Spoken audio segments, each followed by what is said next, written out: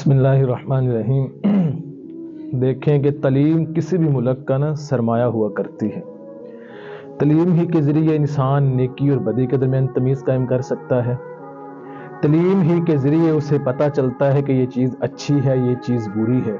لیکن افسوس کے ساتھ کہنا پڑتا ہے کہ پاکستان کا نظام تعلیم مکمل طور پر تباہ ہو چکا ہے۔ وہ چائنا کی ایک مشہور کہاوت ہے کہ اگر آپ کا منصوبہ ہونا 10 سال کے لیے تو پھر آپ درخت لگائیں، اگر 1 سال کے لیے ہے تو پھر آپ کوئی نہ کوئی فصل کاشت کریں، اگر آپ کا منصوبہ تا حیات ہے تو پھر آپ مناسب افراد پیدا کریں۔ مناسب افراد پیدا ہوں گے پھر معاشرہ آپ کا اچھی طرح چلتا جائے گا۔ لیکن یہ بات افسوس کے ساتھ کہنا پڑتی ہے کہ پاکستان کے نظام تعلیم کو اغیار نے بری طرح متاثر کر دیا ہے۔ اس کی جڑیں اس نے کھوکھلی کر کے رکھ دی ہیں۔ اس نے یہ دیکھا کہ پاکستان سے، مسلمانوں سے ان کا دین تو نہیں چھینا جا سکتا، لہذا اس نے اپنا انہیں کلچر دے دیا، اس نے اسے اپنا نظام تعلیم دے دیا۔ تو پھر مسلمان کے ہاتھ سے جو اس کا دین ہے وہ ایسے نکل جائے گا جس طرح آپ ریت پڑی ہو تو ریت کو آپ اٹھاتے ہیں تو اپنی مٹھی کے اندر بند کرتے ہیں، تو آپ اسے نہ بھی چاہیں تو آہستہ آہستہ نیچے گر جاتی ہے۔ پھر آپ کا اسلام، آپ کا دین آپ کے ہاتھ سے ایسے نکل جائے گا۔ انہوں نے آپ کو اپنا کلچر دے دیا، اپنا نظام سارا کا سارا انہوں نے ہمارے یونیورسٹی، کالجز کے اندر، اسکولوں کے اندر انہوں نے دے دیا۔ انہوں نے مختلف ہیلے بہانوں کے ساتھ ہمیں یہ دیا، لیکن ہم پھر یہ جاہل بنے بیٹھے ہیں کہ کوئی نہ کوئی بہتری کی راہ آئے گی۔ ہم سے بڑا جاہل کون ہو سکتا ہے پھر، جس وقت انہوں نے اپنا نظام، اپنا تعلیم، اپنا کلچر دے دیا۔ جس طرح میں نے بتایا کہ ہماری یونیورسٹیوں کے اندر ڈانس پارٹیاں ہو رہی ہیں اور اسلام نے بھی اس کا حکم دیا۔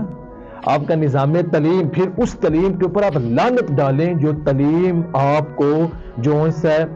اللہ رسول سے دور کر رہی ہے۔ اس تعلیم سے آپ نے کیا حاصل کرنا؟ وہ تعلیم کا مقصد ہی فوت ہو گیا۔ اگر تعلیم آپ کو انسان سے محبت کرنا نہیں سکھا رہی، اگر تعلیم آپ کو تہذیب نہیں سکھا رہی، اگر تعلیم آپ کو ایک دوسرے کے ساتھ مل بیٹھنا نہیں سکھا رہی، اگر تعلیم آپ کو اپنے جسم کی نوشو نما کرنا سکھا رہی ہے، تو پھر اس جون سے وہ تعلیم کے اوپر آپ لعنت ڈال دیں۔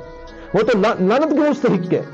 تو لیکن جس طرح آپ نے کہا کہ 1835 کے اندر لارڈ میکالے نے یہ بات کہہ دی تھی،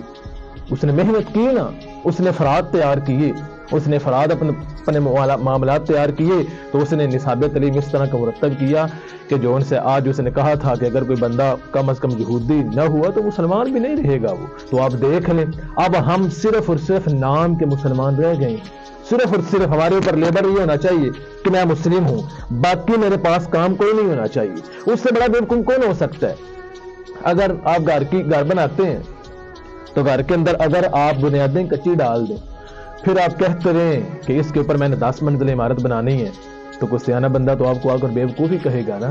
کہ اس کے اوپر یہ 10 منزل بلڈنگ کیسے کھڑی ہو سکتی ہے، کس طرح اس کے اوپر ہوگی، جس وقت آپ کی عمارتیں کھوکھلی ہیں۔ عمارت کھوکھلی جس وقت بنیادیں کھوکھلی ہوں گی تو عمارت تو کھوکھلی عمارت بنے گی نہیں۔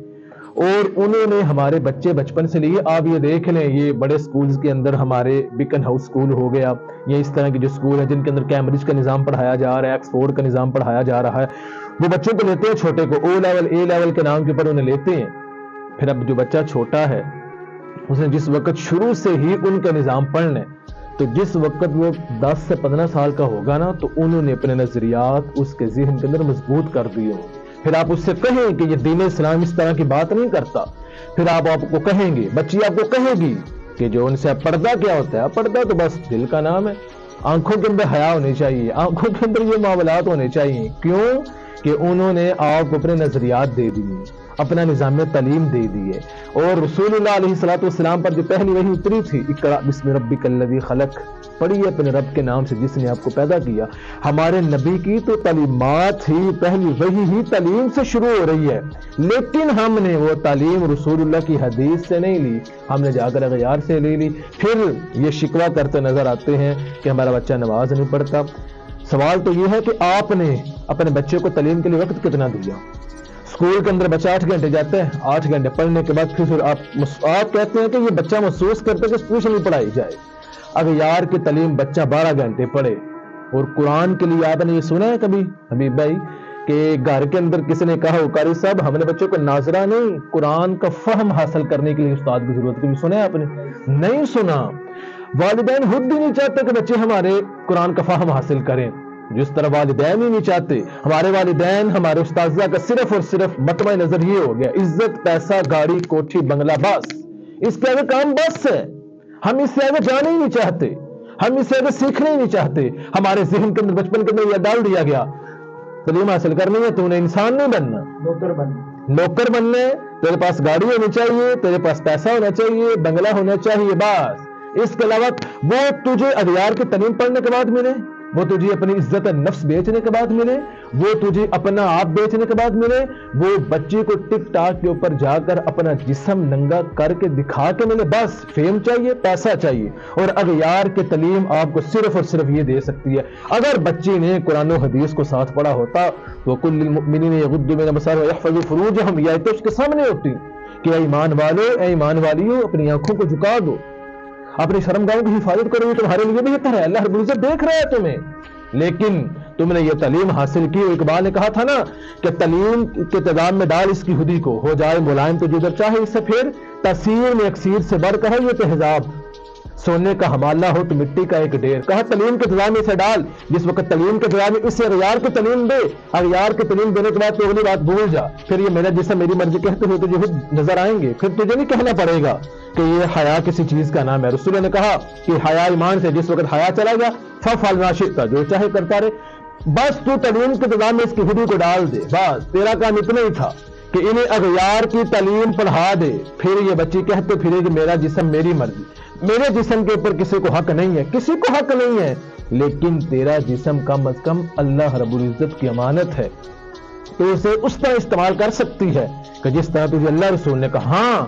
کو ایجوکیشن کے نام کے اوپر میں آپ کو بتاتا چلوں، کو ایجوکیشن کے اندر جس طرح اگر یونیورسٹی کے اندر بچی پڑھ رہی ہو، اگر آپ نے دیکھا ہوگا میڈیا کی یہ خبریں ہیں، کسی سے یہ جون سا ڈگیٹو کی بات تو نہیں ہے، اگر لڑکی